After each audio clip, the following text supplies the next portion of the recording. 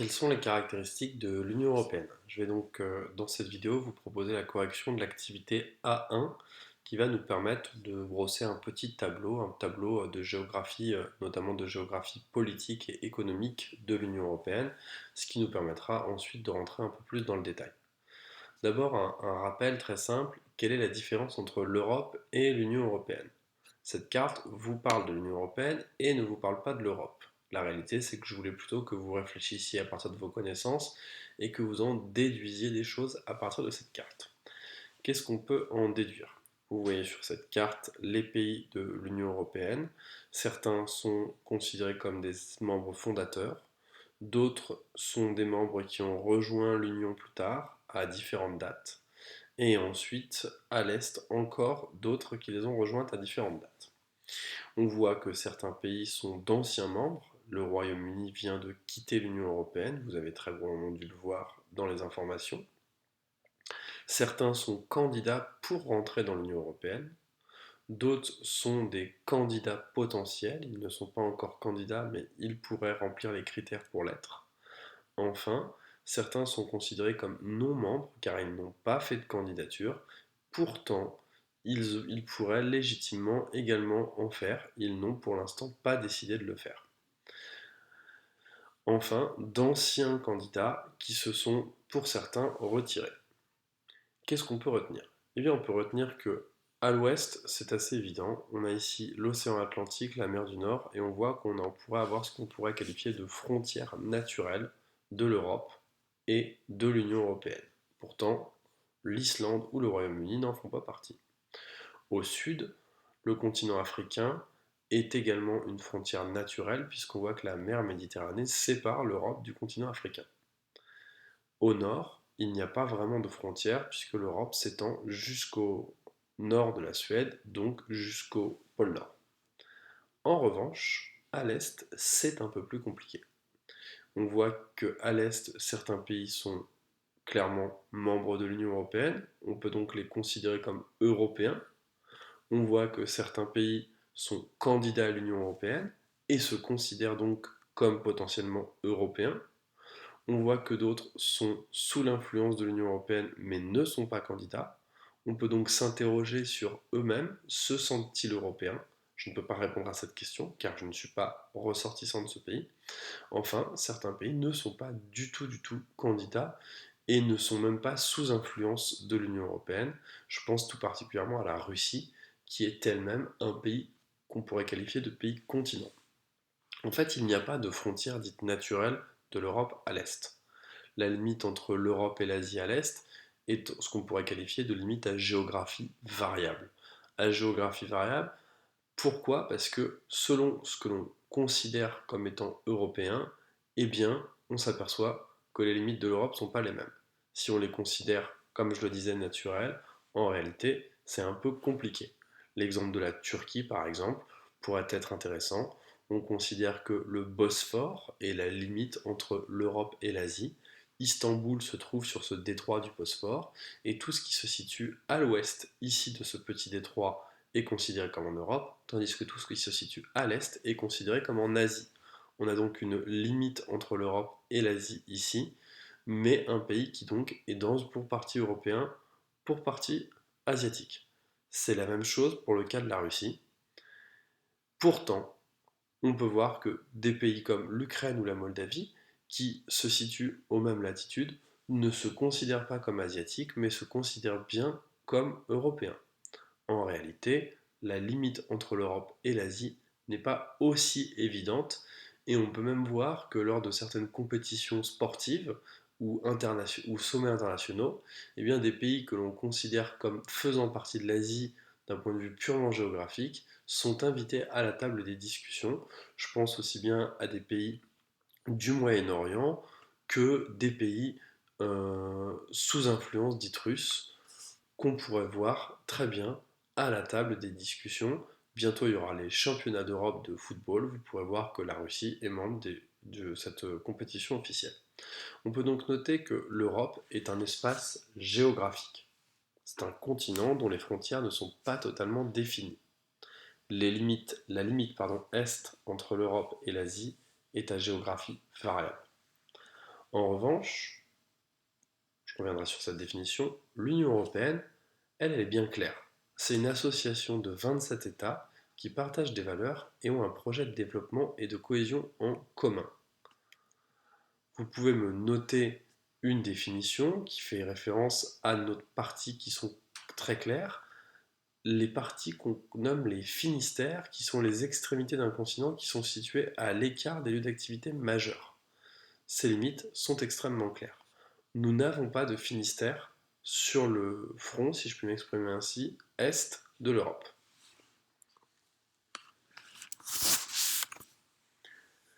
Identifier et nommer les États membres de la zone euro puis de l'espace Schengen. Vous avez ici deux cartes qui nous donc reprennent deux choses différentes, l'espace Schengen et la zone euro. J'imagine que vous avez été voir dans votre manuel ce qu'étaient ces deux espaces, ces deux zones, sur lesquelles je reviendrai ensuite. Tout d'abord, 26 États composent l'espace Schengen. Ces États que vous voyez là, ici, sont les suivants. L'Allemagne, l'Autriche, la Belgique, le Danemark, l'Espagne, l'Estonie, la Finlande, la France, la Grèce, la Hongrie, l'Islande, l'Italie, la Lettonie, le Liechtenstein, j'ai du mal à le dire, la Lituanie, le Luxembourg, Malte, la Norvège, les Pays-Bas, la Pologne, le Portugal, la République tchèque, la Slovaquie, la Slovénie, la Suède et enfin la Suisse. C'est assez facile à voir sur cette carte. On voit que ces pays sont délimités par un petit liseré, un petit trait vert. On peut tout de suite se rendre compte de quelque chose, c'est la conclusion vers laquelle j'irai à la fin, c'est qu'on peut très bien être membre de l'espace Schengen sans être membre de l'Union européenne. A l'inverse, on peut très bien être membre de l'Union européenne sans faire partie de l'espace Schengen. Qu'est-ce que c'est que cet espace Schengen? C'est la zone de libre circulation des biens et des personnes entre les pays signataires de l'accord de Schengen. C'est en réalité bien une avancée de l'Union européenne, c'est une initiative de l'Union européenne que de mettre en place la libre circulation des biens et des personnes au sein de son Union, mais cette proposition n'a jamais été imposée aux États membres. A l'inverse, certains États qui n'étaient pas membres de l'Union européenne pouvaient tout à fait rentrer dans cet espace à condition de le vouloir. Le Royaume-Uni n'a jamais fait partie de l'espace Schengen. L'Irlande ne fait pas non plus partie de l'espace Schengen, mais possède avec l'Union européenne des accords de circulation qui sont globalement assez limitatifs, c'est-à-dire qu'il y a bien un contrôle aux frontières, en revanche il n'y a pas besoin de visa. A l'inverse, des pays comme la Roumanie et la Bulgarie ne sont pas encore dans l'espace Schengen, ils y aspirent, mais pour cela, ils doivent encore remplir tout un tas de conditions, notamment de gestion des frontières, qui, du point de vue des autres États européens, ne sont pas encore suffisants. À cet égard, les crises migratoires qu'on a pu voir ces dernières années et qui vont très probablement revenir, puisque c'est inhérent très probablement au réchauffement climatique, vont de plus en plus poser la question de cet espace Schengen qui a tendance certes à s'ouvrir, mais à se refermer de l'intérieur. Pour faire très simple, les pays appartenant à l'espace Schengen ont tendance à être plus nombreux, mais il est de plus en plus compliqué de rentrer dans cet espace Schengen. Qu'est-ce que la zone euro? La zone euro, je ne vous l'ai pas mis comme définition parce que c'est pas très compliqué. Il n'empêche qu'il fallait le voir, la zone euro, c'est l'ensemble des États où la monnaie utilisée est l'euro. Ces États sont au nombre de 19, la Belgique, l'Allemagne, la Grèce, l'Espagne, la France, l'Irlande, l'Italie, le Luxembourg, les Pays-Bas, l'Autriche, la Slovénie, le Portugal, la Finlande, Chypre, Malte, la Slovaquie, l'Estonie, la Lettonie et enfin la Lituanie. Quand on regarde la carte de la zone euro, on constate cette fois-ci en revanche que tous les pays membres de la zone euro sont également des pays membres de l'Union européenne. Il n'est pas possible d'être membre de la zone euro et d'utiliser cette monnaie si l'on n'est pas membre de l'Union européenne. Vous remarquerez que je vous ai rajouté certains pays qui n'apparaissent pas, la Lettonie, la Lituanie, car en réalité, votre manuel est déjà un peu ancien et ces pays ont rejoint la zone euro. Si vous regardez ces deux cartes, vous verrez que les États membres de l'espace Schengen, donc je le rappelle, les États où l'on peut circuler librement, sans frontières, ne sont pas forcément des États membres de l'Union européenne. À l'inverse, certains États membres de l'Union européenne ne font pas partie de l'espace Schengen. C'est une idée reçue souvent que l'Union européenne veut dire la libre circulation. Moi-même, je vous l'ai dit, puisque je ne rentrais pas encore dans les détails en classe, parce que c'est majoritairement vrai, dans la plupart des cas. Mais l'Union européenne s'est élargie progressivement, comme on a pu le voir sur le document 1, et ces élargissements n'ont pas toujours été des élargissements complets. C'est l'objectif. Dans le cas de la Croatie, de la Roumanie, de la Bulgarie, ces pays ont vocation à rentrer dans l'espace Schengen, donc à faire partie des zones de libre circulation. C'est quand même compliqué puisque on est dans une période où très régulièrement on a des fortes crises migratoires, des tensions aux frontières et que de très nombreux États de l'Union européenne sont en réalité très réticents à élargir encore l'espace Schengen. Pourtant, quand ces pays sont rentrés dans l'Union européenne, l'un des objectifs et l'une des conditions était qu'à terme ils intègrent cet espace Schengen. En tout cas s'ils le souhaitent. Puisque si on prend le cas de l'Irlande, ou même du Royaume-Uni, qui n'est plus membre de l'Union européenne, mais l'a été, ces pays n'ont jamais souhaité faire partie de l'espace Schengen. On peut donc retenir cette première idée, la libre circulation, l'espace Schengen, ce n'est pas l'Union européenne, ce sont deux choses totalement distinctes. En revanche, la zone euro, les 19 pays qui comportent la zone euro, sont tous des pays membres de l'Union européenne.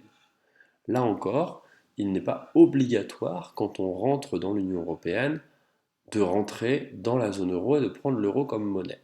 Cependant, je vous rappelle que l'Union européenne, c'était d'abord et avant tout une union économique, et on peut très probablement supposer qu'à terme, les pays qui sont rentrés dans l'Union européenne ont vocation à prendre l'euro comme monnaie.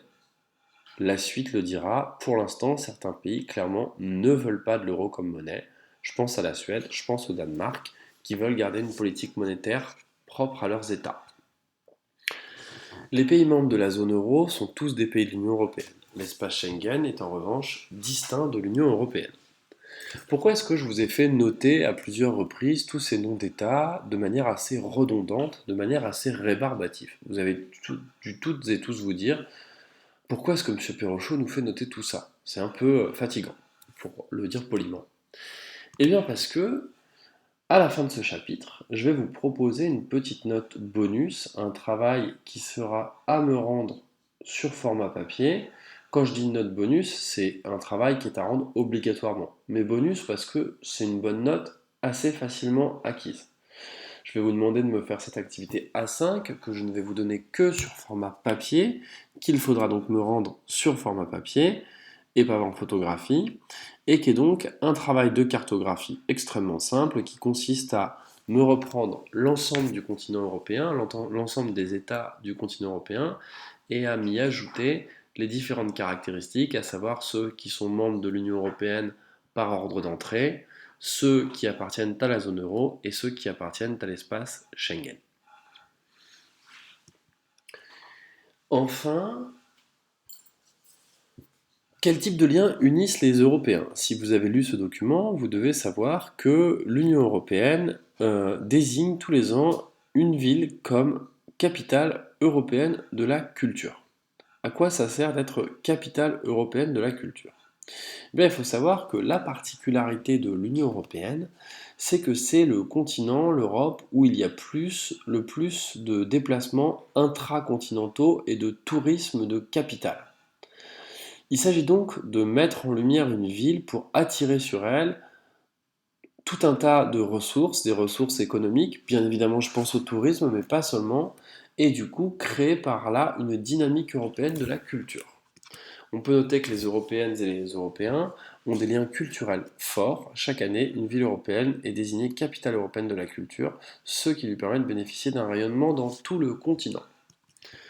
Notre document suivant nous montre que l'Union européenne permet également une uniformisation. Vous voyez ici un permis de conduire, c'est un permis de conduire espagnol, pourtant le permis de conduire français est aujourd'hui exactement le même. Tous les permis de conduire de tous les pays membres de l'Union européenne sont les mêmes. À terme, il en sera de même pour les cartes d'identité et pour tous les documents officiels.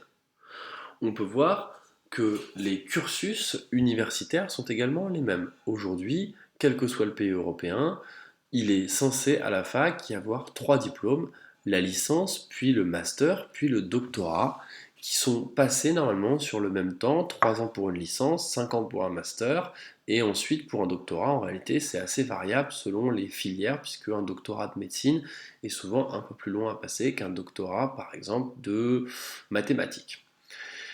L'Union européenne vise également à uniformiser les normes des biens de consommation. Vous connaissez peut-être tous ce petit logo CE, vous vous souvenez, on a travaillé quand on avait vu en géographie les espaces productifs, les différents logos, l'agriculture biologique, les logos AOP qui protégeaient un territoire. Eh bien, le logo CE certifie que ce jouet, ici en l'occurrence, ou ce produit, répond bien aux normes européennes et donc qu'il est de qualité. On garantit donc, par l'appartenance à l'Europe ou plutôt à l'Union européenne, une certaine qualité de produit. L'appartenance à l'Union européenne implique également donc pour les Européens et les Européennes de bénéficier de normes uniformes pour les biens de consommation, les documents. Je vous ai cité d'autres exemples. En ce moment, par exemple, pour pouvoir rouvrir les frontières à l'intérieur de l'Europe, un pass sanitaire européen est extrêmement envisagé et à l'étude, mais je n'en parlerai pas plus car c'est un sujet extrêmement épineux et complexe. Enfin, je terminerai une affiche ici qui nous parle du 9 mai. L'appartenance à l'Union européenne invite à se réunir autour de valeurs communes qui sont célébrées le 9 mai dans de nombreux pays européens. Je ne reviens pas sur ces valeurs puisque je les ai déjà développées dans le chapitre 2MC sur la citoyenneté européenne. Dernière question, comment se manifeste l'appartenance de la France à l'UE? Et bien si on reprend le document 1, d'abord l'appartenance de la France à l'Union européenne, c'est une appartenance très ancienne. La France est un des États membres fondateurs de l'Union européenne. C'est donc un pays dont l'influence rayonne dans toute l'Union. 4 villes françaises ont déjà été capitales européennes de la culture, Paris, Lille, Marseille et Avignon. Et enfin, ce que nous montrent pas forcément les documents, ou en tout cas qui nous montrent implicitement, c'est que la France joue un rôle économique et politique extrêmement important en Europe. Sa contribution au budget de l'Union européenne est de l'ordre de 20%, et son nombre de députés au Parlement européen est proportionnel à sa population, c'est-à-dire la deuxième du continent derrière l'Allemagne, puisque la France possède presque 70 millions d'habitants. Pour une population actuelle de 500 millions, la France joue un rôle en réalité extrêmement important. Elle contribue plus que ses voisins, mais possède également un pouvoir politique supérieur. Enfin, je déminerai une dernière question, puisque certains ont dû se dire, mais si la France donne à elle seule un cinquième du budget européen alors qu'il y a 26 États, la France est une perdante de l'Europe. C'est exactement cette logique qui a incité de nombreux Britanniques à vouloir quitter l'Union européenne. Et en réalité, c'est un calcul extrêmement mauvais. La France, je vous le rappelle, c'est la première puissance agricole de l'Union européenne. La France peut exporter tous ses produits dans toute l'Union européenne très facilement grâce aux normes dont je vous ai parlé tout à l'heure et grâce à la facilité monétaire. Si demain la France décidait de se replier sur elle-même et de quitter l'Union européenne, certes, elle ne contribuerait plus au budget de l'Union européenne dans une forte quantité, 20%, mais en réalité, elle serait bien plus en difficulté pour écouler ses marchandises, son stock et ses productions. La France est donc en réalité un grand gagnant de l'Union européenne, même si tout n'est pas toujours blanc et tout n'est pas toujours noir. Vous pouvez me noter en synthèse que l'UE est un rassemblement volontaire d'États autour des valeurs de la démocratie et des droits de l'homme. Les 27 États membres ne participent pas tous aux mêmes politiques communautaires. 19 pays ont adopté l'euro. L'espace Schengen comprend 22 pays. L'Union européenne est caractérisée par une grande diversité de milieux, de paysages et de cultures. Et enfin, l'UE est devenue progressivement un territoire de référence pour 500 millions d'habitants.